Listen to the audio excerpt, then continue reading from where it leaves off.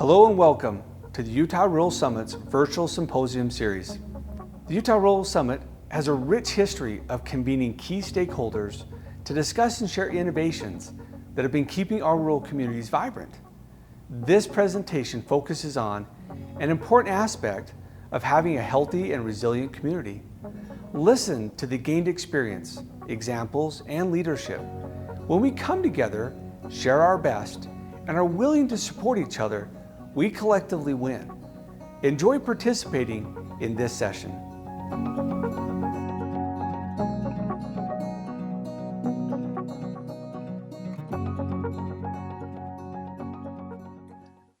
Well, everybody at the Rural Utah Summit, it's a pleasure for us to join with you in this seminar, this session of the conference. I've always enjoyed my opportunity to come to Cedar City and participate at the Rural Utah Summit. A little disappointing that we're not going to be able to join together this year, but appreciate the work of the team that's pulling it together remotely. We've all become experts at virtual meetings, and hopefully we'll be able to express our feelings and thoughts today as this great panel is together with us as we talk about chambers of commerce affecting our rural economies in the state of Utah. We have with us today Chris McCormick from the Cedar City Chamber, Derek Miller from the Salt Lake Chamber, Jamie Andrus from the Cache Valley Chamber of Commerce, and Lacey Shumway from Moab. Grateful to have this distinguished panel with us. With that, I'd like to give them time, just a minute, to give a brief introduction of themselves and their good work at the chambers that they represent. Chris, why don't we start with you? Sounds good. I'm Chris McCormick with the Cedar City Area Chamber of Commerce.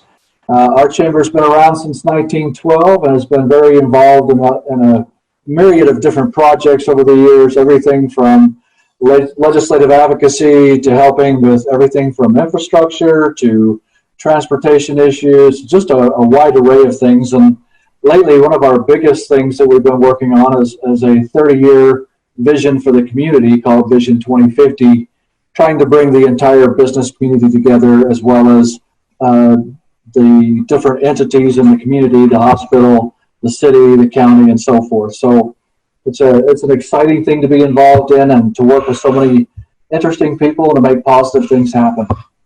Thank you, Chris. Lacey. So I'm Lacey Shumway, and I'm the Executive Director of the Moab Chamber. I've been in the position for just a couple of years, and Moab is pretty unique in that we have this great tourist economy, and our chamber has actually been really instrumental in the history of being able to grow that tourism. And, with that comes a lot of challenges. Also being rural and sort of remote has a lot of challenges for our businesses. And so we are just focused on supporting our businesses through those challenges and trying to grow responsibly and take advantage of the, beautiful scenery that we have. Excellent. We all love Moab. Jamie, what's happening in Cache Valley? Oh, well, it's the most beautiful place on earth. I'll just say that. Cache Valley, Logan, Utah, USU. We're welcoming back our students, and it's always an exciting time in a university town, especially when it's a small town. You can really see the difference. We're really working at the chamber. I've been here for 3 years now, and the chamber's been around for 100. So what we're doing is supporting and bringing and connecting. I think one of the biggest challenges is connecting Cache Valley to the Wasatch Front, and we're working to do that. Great. Thank you, Jamie. We can't take those beautiful mountains away from you to break the barriers down. Those Wellsville Mountains serve as a great sentinel to that valley of yours. So I'll say. Keep it beautiful. Derek Miller, please. Hi, everyone. I'm Derek Miller. I'm the president and CEO of the Salt Lake Chamber, and just delighted to be with my fellow chamber executives and as panelists today, and want to give some shout outs and kudos to Stephen Lisenby and his team putting together under challenging circumstances, this Utah Rural Summit. And like you said, Alan, I'm always something I look forward to. Sad that we're doing it under separate circumstances, but glad that we're getting together in this format, and glad to be able to talk a little bit today about the Salt Lake Chamber. Of course, we're capital city by name, but we're statewide in our mission. We've got members in all 29 counties, and we love working with our other chambers. As I said, 3 other great chambers, along with the Salt Lake Chamber represented here today. Thank you, Derek. Just as a footnote, I'm a grateful alumnus of the Salt Lake Chamber of Commerce, having joined their staff many, many years ago in 1983, as I recall, and served for a number of years on that staff, and to currently serve as the co-chair of the Chamber's Rural Committee. That's what brings me here as moderator today. Grateful for Chambers of Commerce, the role that they play, and of course that's the purpose of our being together and talking about those as they impact our rural economies here in the state of Utah specifically. So I'm going to ask each of the panelists one quick statement. We were talking about the histories of our chamber, and you've mostly all alluded to your histories in your communities, but can you think of a great problem in the past that maybe your chamber has helped overcome in your community, something that stands out in that history of your involvement in the community? Anybody want to go first? If that's all right, I'll go first. Please, Lacey, go. Moab has a great story, actually. Back in '84, I think it was, there was kind of this big challenge. The uranium had kind of crashed, and that had been the economy. And I was able to sit down with a few people who were there around at that time, and they said, you know, we had 4 of us in the chamber. We sat down and we thought, so do we board up or do we do something about this? You know, what do we do? And through those conversations in the chamber came about the idea of the Most Scenic Dump Award. And so they started promoting and marketing that Moab had the most scenic dump anywhere in the nation. And it caught the attention of a lot of national news stations. And I even saw it in the Chicago Times. You know, it was kind of all over. It became this big thing, and they had tourists stopping, you know, where can I see this dump? And so just kind of that think outside of the box. It was really the boom of, or you know, what started the boom of tourism. Just an idea that was around the table of the chamber. Great. Jamie. Well, our chamber's been around for over 100 years. This year is actually our 100th year of being an official chamber of commerce. But I think of some of the big projects that we've helped and worked on.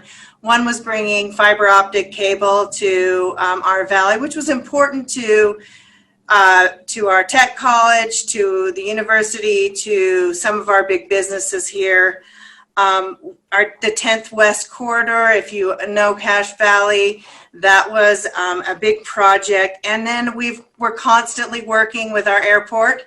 And so those are some projects that I think of as I look back over the years that we've been instrumental in helping with. Derek, the Salt Lake Chamber has multitudes of wonderful things you've done for the state of Utah. Can you think of one that really stands out? Well, I appreciated, Alan, that you said that you joined the chamber in '83, and I just want to clarify that was 1983, not 1883. We do trace our history back to the 1880s, and we are a business association that predates the state of Utah. So there aren't many organizations in the state that can claim that as history, but there's a phrase that we use that's probably common to all of these great chambers, but it really sort of describes our history, but also informs our present and our future, and that is the phrase common ground. We believe that what we really provide is common ground for disparate and different entities and organizations to come together, of course, business, but also nonprofits and even government entities.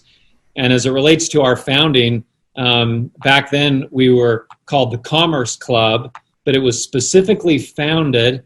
This is unique to Utah's history at the time that the Church of Jesus Christ of Latter-day Saints said they were no longer going to practice polygamy. and that they needed to be more integrated with what they then referred to as the Gentile business community. And it was the Commerce Club that members of the church and other business leaders got together and said, we need an area where we can come together and work on community issues on common ground. And that's our history, but it's also our future. Absolutely. Thanks for pointing out my age too, Derek. Go easy on you, really. Chris, That was a friend, right? Great friends. Chris, talk about Cedar City. Well, Cedar City's gone through a lot of different things. Mining, kind of like what Lacey was talking about, we were heavily involved in helping the iron mine just not too many years back, 10, 12 years or so, to get things up and running there, to get that mine up and operational. And since then, mining's gone away, and now it looks like it's coming back again. It's very cyclical for sure. But we've been involved in that. And then we had a flight school, an aviation school that came into town. And we were instrumental in working with them and helping to get that off the ground a little bit. And since then, SUU has purchased the flight school and has the best flight school in the nation right now that I'm aware of. And so we've been involved in a lot of different projects, and it's really exciting to see where these things take us. Absolutely. I think that we all recognize the cycles that happen in our economies throughout the state of Utah. And I think everybody that's tuning into this session will recognize that we have to deal with those regular economic cycles and adjust for them accordingly. And I think we're quite resilient in the state of Utah to do that. So thanks for raising that point. Let's change topics a little bit. Value proposition. We talk a lot in marketing, in our communities, in our organizations about what are we adding value. What do you see the members of your chamber see in your organization? Why do they sign up, and why do they write that investment check that to support your organizations? What stands out? Derek, let's start with you. Sure.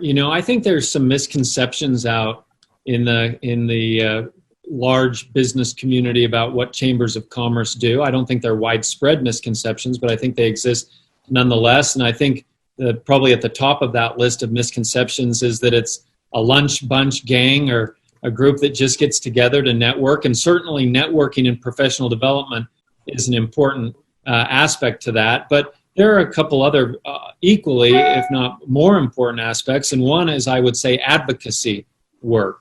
So the Chamber of Commerce speaks on behalf of the business community. And in these communities, whether it's Moab or Logan or Cache Valley or Cedar City or Salt Lake City, when the business community speaks, people listen, especially elected officials. If they want to stay elected, they listen. And so it's important to be part of that voice. I had an interesting experience just recently where I met a guy under totally different circumstances than my chamber work. But when he found out what I did, he said, I've been invited to be a member of the Chamber of Commerce before. This guy was from California, but he had a business in Utah. And he said, but I've never done it. And he asked me, do you want to know why? So I said, sure, go ahead and tell me why. And he pulled out his phone. He said, everyone I need to know is in my phone. So there's really nothing a Chamber of Commerce can do for me.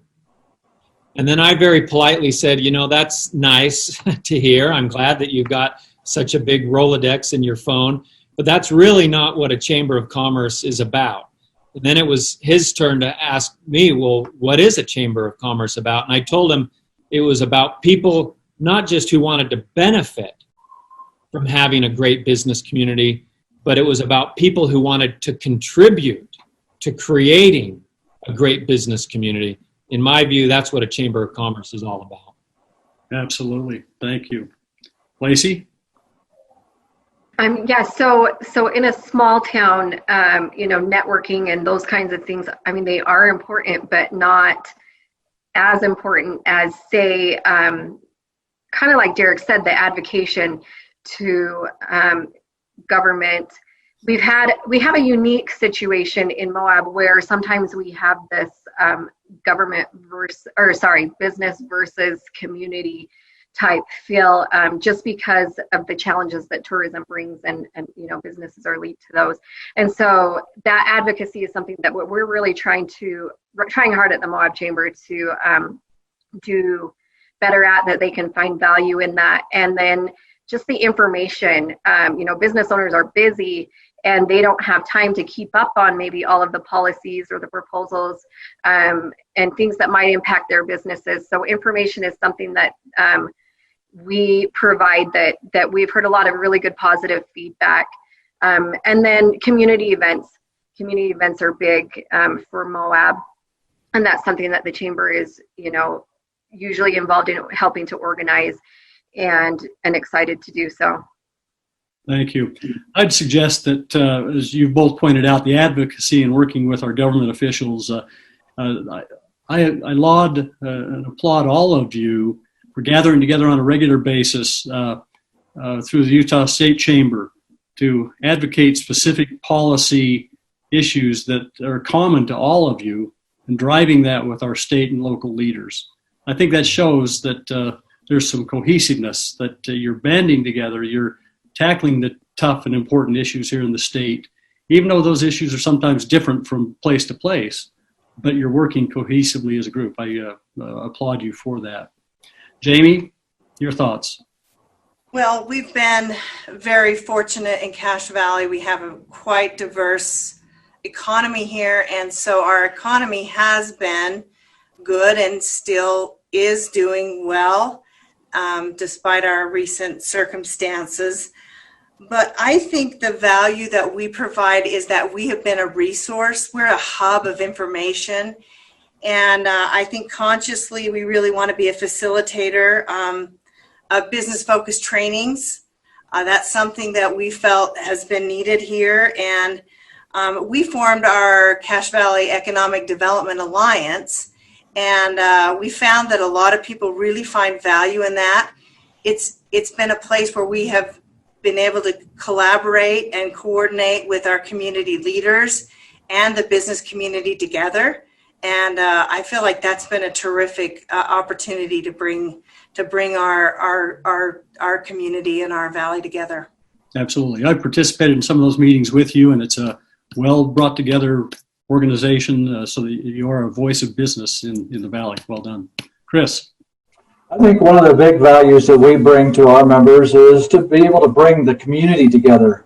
When there's a project or a need or a concern, we really strive to bring the different entities together, the different individuals, and be problem solvers. And so often I think what happens is people get frustrated, but they don't know where to go. And so we reach out and try to find the right key players and bring them together and have really open conversations about how do we solve challenges so that we can all come out on top. It's not looking for winners and losers per se, but it's about strengthening the entire community and bringing everybody together to find positive solutions that work for all of us. And I think that's one of the things that chambers do exceptionally well. And I see it all across the state and in other places as well. Excellent. Before we change tracks here for a second, before we change questions, I'm just going to remind Derek that I truly do know what a Rolodex is. I used to use one. We've talked a little bit about our relationship with our elected leaders. What is the role that each of your chambers play with the elected leaders? How tight is that relationship? How seamless is it with your local elected officials? Chris, you just finished, but let's start with you. I'm happy to. So it's a critical component of what the chamber does.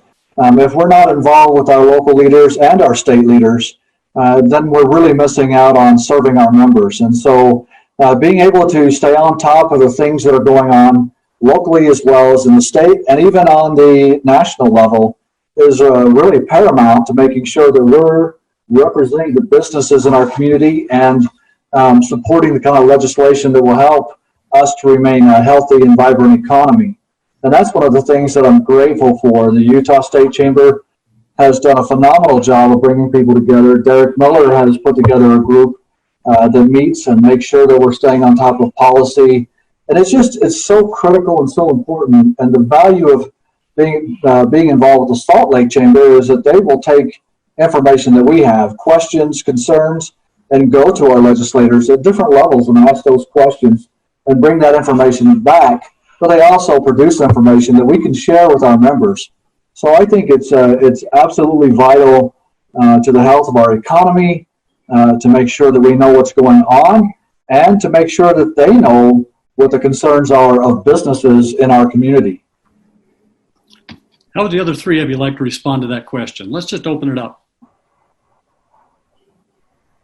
Anybody want to take it? Well, Alan, I'll jump in here because, advocacy and working with our elected officials is at the top of the list of where the Salt Lake Chamber is focused. It really is the bread and butter of what we do. And I want to say out of the gate that we are blessed. I mean, truly blessed to live in a state like Utah that has across the board, regardless of political party or affiliation, state legislators, state elected leaders, from the governor's office to mayor's offices that care about business. And I hasten to add, why do they care about business? Because they understand that having a good business environment means jobs. And when we're talking about jobs, what we're really talking about is people. It's not just some undefined amorphous concept. When we're talking about creating jobs, we're talking about people having an opportunity to take care of themselves and their families. And I think our elected officials just really get that. They understand it. They understand it at a local level. They understand it at a state level. And as Chris mentioned, we work, of course, with our congressional delegation. I'm not going to go so far as to say Congress understands it, but our congressional delegation certainly understands it. Right. Well, I think to Derek's point, the idea of everybody coming together and working together is so critical. And you see the results of that by looking at how many things in Utah are we number one at. We're number one in so many different business categories. And right now, I don't know how it is in all of your cities right now, but in Cedar City, we're receiving a lot of phone calls from businesses looking to come to Utah. All of this turmoil and all these changes, and now with, like we're doing today, using Zoom and other platforms, more and more people are seeing that they can do business elsewhere, and they're looking for places like Utah, like we have, all the great quality of life, the great business advocacy that we have, and it's a great place to do business. And I will just chime in there and say, on more of a community level, and I am really grateful also for the Salt Lake Chamber because they have helped me through a lot of green times in the beginning here. But on a community level, we, as a chamber, we have been working really hard on this relationship with our government, and we do so by we have the travel council, the city council, and the county council all send a rep to sit on our board, and in return, I also sit on the travel council advisory board. And there was just an economic development advisory board that was put together that I sit on as well. And I've definitely seen, a huge improvement just by being in the same places and being in the same conversations. And that is something that, we continue to work for. But so I really appreciate that on the state level as well, being informed of those conversations and being able to give my feedback is so valuable. Thank you. Jamie, last thoughts. Like Lacey, many of the things were exactly the same that I had sort of thought about as far as our community goes. But recently, I went before the county council to help one of our really prominent theater groups ask for some special funding. And so I think even on an individual with our businesses and our other entities that make our community and way of life what it is, sometimes we help individually. And I think that's also an important way. Excellent. Thank you. As I've traveled the state over the years, I've learned that we are all not alike. Salt Lake is definitely not Moab, and Cedar City is not Logan. as we talk about chamber focus on our unique needs, challenges, the economies of our local communities, how are you dealing with those things? How do we tackle those challenges that we each face individually?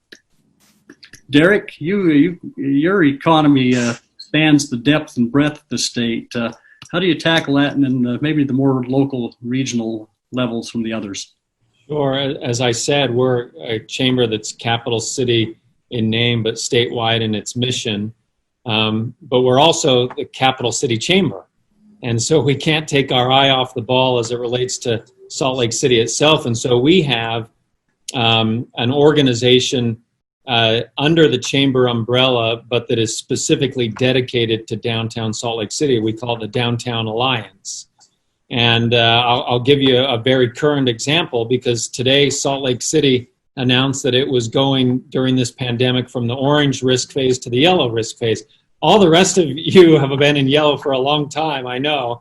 And so you're probably surprised to hear, maybe not surprised to hear, we've been in orange since the beginning here in Salt Lake City. And I not just work here, but I live here too. So we are moving from orange to yellow. We're grateful for it. We applaud our mayor for taking a data-driven approach to it, and the data showed that we could go to yellow, and so we are. It's going to be a great boon for businesses. Under yellow, all businesses can be open. It is particularly important for downtown Salt Lake City because we have a lot of big corporations that employ a lot of people, but we also have downtown a lot of small businesses that rely on those people that come downtown to work. And up until now, those people have not been coming downtown to work. And so downtown has been a bit of a ghost town.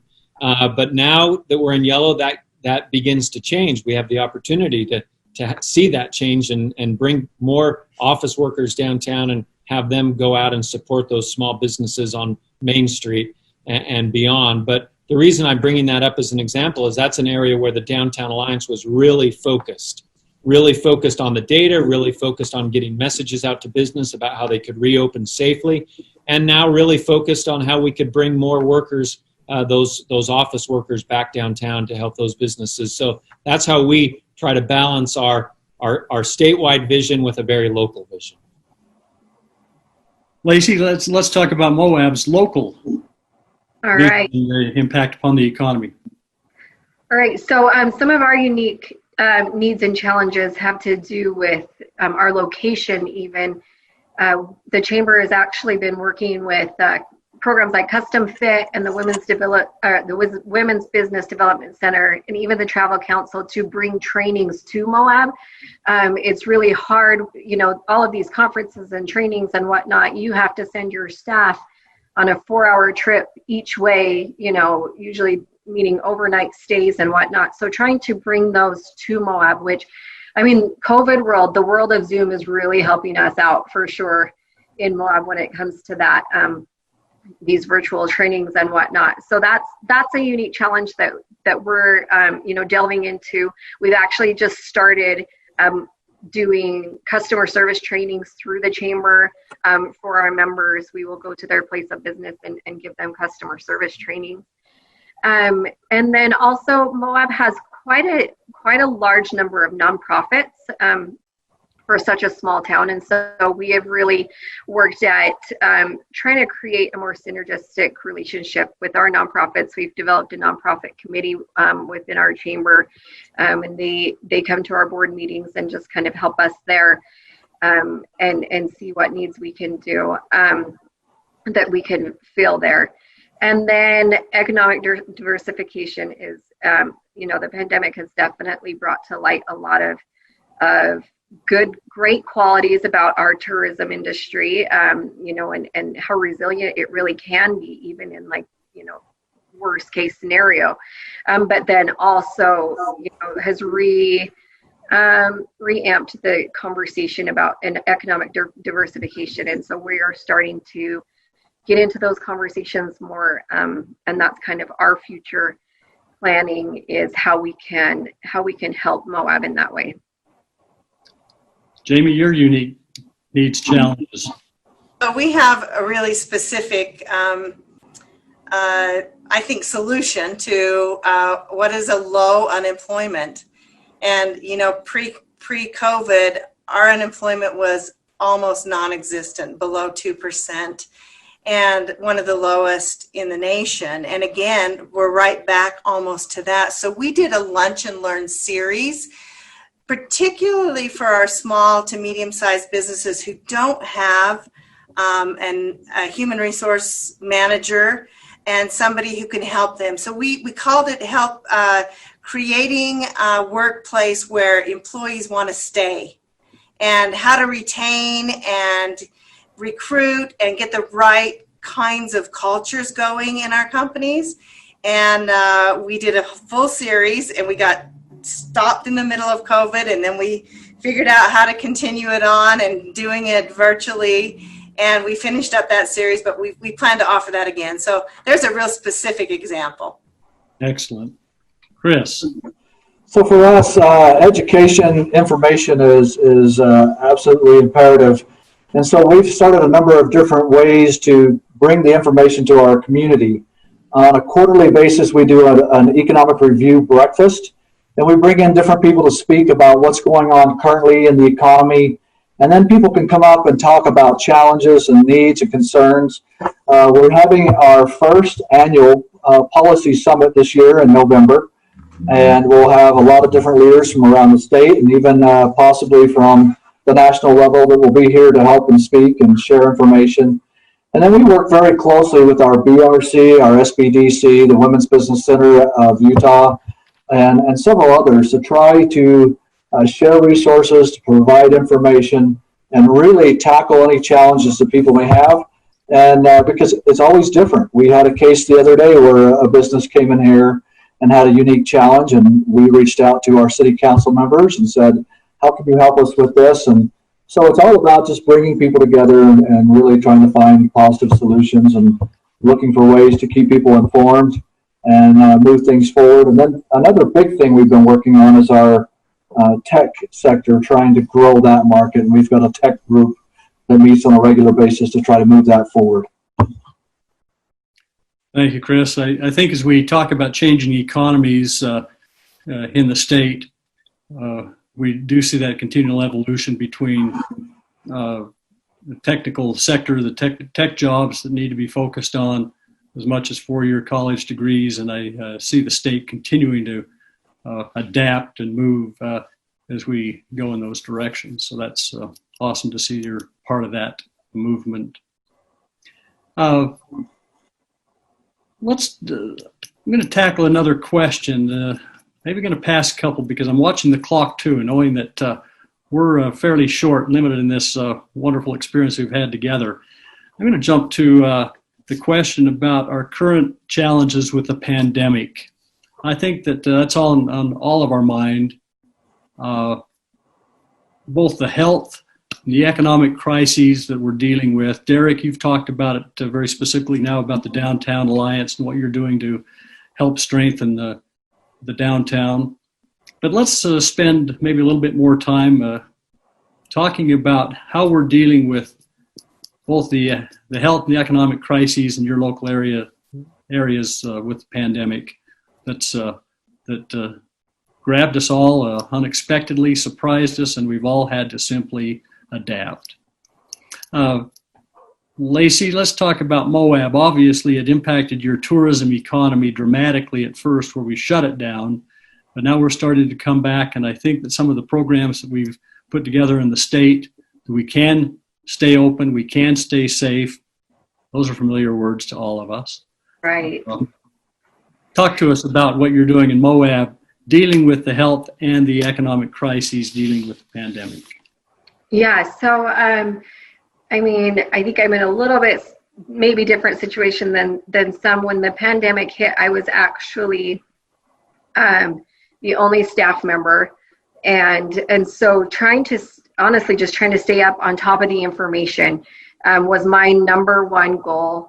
To stay, I mean, you guys remember how quickly everything was changing, and even these programs, it was like they would come online, and then within hours, the funding was gone, it was shut down, and just it felt like a race trying to stay on top of it all, get it to the members, and hopefully our businesses can take advantage of some of these. I do feel like that has definitely calmed down, but that is still our number one focus, is keeping up on the different business resources that our businesses can take advantage of, because we were hit so hard. I believe actually we were, I don't want to get the numbers wrong, but we were definitely one of the greatest hit counties that, financially, for sure. And so we have been working with the health department as well as the economic development department and local government to put together kind of, in the beginning, we put together an economic task force. We put together a rapid response business consulting committee. And we just started calling businesses individually. I know our county was able to use some Bear Grant money to give out grants as well.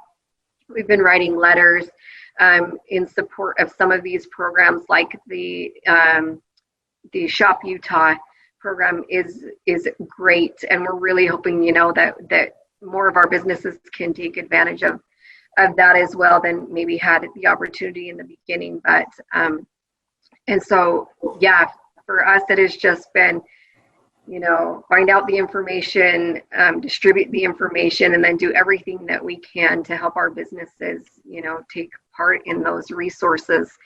And then also we have been doing chamber chats as well in replace of our luncheons, just to try to keep businesses informed we've done it with, local government, health departments, school district with school starting. And then we have just recently, our chamber has just recently started got a new website that is going to have sales and events. We have a kind of a sales and events calendar that we're really hoping will help with our businesses get the word out, because our county has lost so much money. We are not able to market the way that we always have in the past, and so our businesses are having to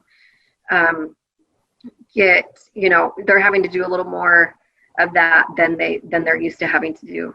So we're trying to help promote more than we've been involved in the past.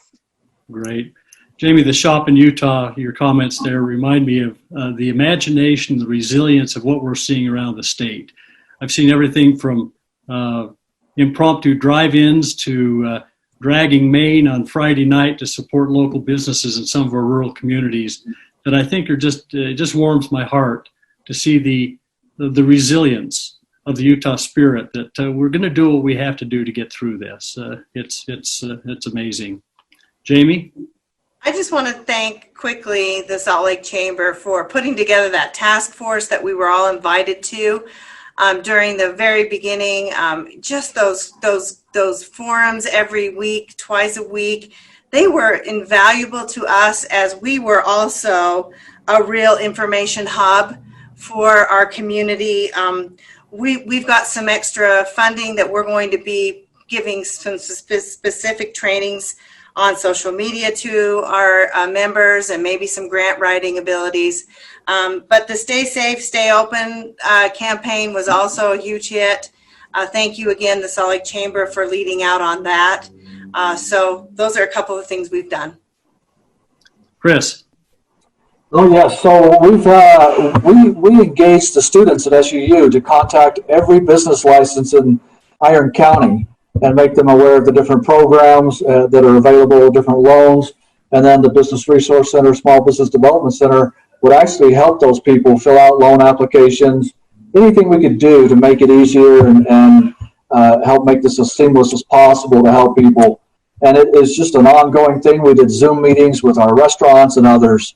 So a lot of different efforts, but I have to agree, Salt Lake and their information that they provided on a constant basis really made a big difference for us working with the Salt Lake Chamber. Derek, with that, I think you get the last word on this particular question. Well, I think my colleagues here around the state have described very well just what a hectic and uncertain period of time we all lived through. It's hard to believe that it was just over 6 months ago the first Utahn contracted the coronavirus. In some ways, it seems like it was yesterday. In some ways, it seems like it was a lifetime ago. but they have already said that getting information out to businesses was the most critical and important thing that we could do. There was so much information and many times misinformation that was going out there, or incorrect information. So it just shows the power and the importance of chambers of commerce, a trusted voice in your community across the state. And it would just be impossible to overstate the impact and the influence and the importance of chambers of commerce. And it's all based on a very simple principle that we know well. When we're in a crisis, it's easy to put your head down and sort of get tunnel vision and go into bunker mode or survival mode. But you will be much better off if you elevate your vision, because we're stronger together, and a Chamber of Commerce is exactly where that can happen. In emergency medicine, they call that surveying the scene. That you look at the entire circumstance and the situation before you start making decisions. And I think that's where we've all been for the last 6 months. We've got about 2.5 minutes left. Here's an opportunity. The last word, final word from each of you chamber folks. So anything that we haven't discussed or addressed that, Chris, do you have one last thought? I'd just say if you had any needs, concerns, or anything you need help with, just contact your local Chamber of Commerce. That's what we're here for, is to help you out. Jamie. Same thing. We want to be a resource to our business community, and I think the Chamber is a perfect place to be. Lacey. I mean, they've all said it great. Same thing. We hope to engage more businesses, educate more businesses, empower more businesses. And if we can do anything for you, just give us a call. Derek. If you want to give back, if you want to lean in, if you want to get involved, go talk to your Chamber of Commerce. And I guess as moderator, I have the last word. I express appreciation to the four of you for your insights, your commitment to your communities, through challenging times, and we'll be talking about this COVID crisis for the rest of our lifetimes, I'm certain. But how we've worked together to get through it will be recognized by those who follow us. I've always suggested, for my days as a staffer at the Chamber of Commerce, if you simply write a check as a member of the Chamber and don't get involved, it's a contribution. If you write a check, you get involved, you participate as a chamber member on committees or advocacy or however, then it becomes a return on your investment. And I think that for each one of us that have participated here today, and for all of those that are watching, listening this presentation, whether they be public officials or private businesses throughout the state of Utah, I think we do truly recognize the important role that chambers of commerce play. Grateful for the four of you that have represented the many other chambers throughout the state. And let's continue to work together to make the state of Utah the great state that it is. Thanks again today. Hopefully this has contributed to a great session at the conference. Thanks again, Steve Lisenby and the team at the Rural Utah Summit. Thanks. Thank you so much for participating in this virtual symposium. We really appreciate your attendance and your willingness to understand details that will help our rural communities. As you continue to take action in your community, reach out to the experts you spent time listening to. They're here to be mentors and part of your support circle. Good luck, and thank you.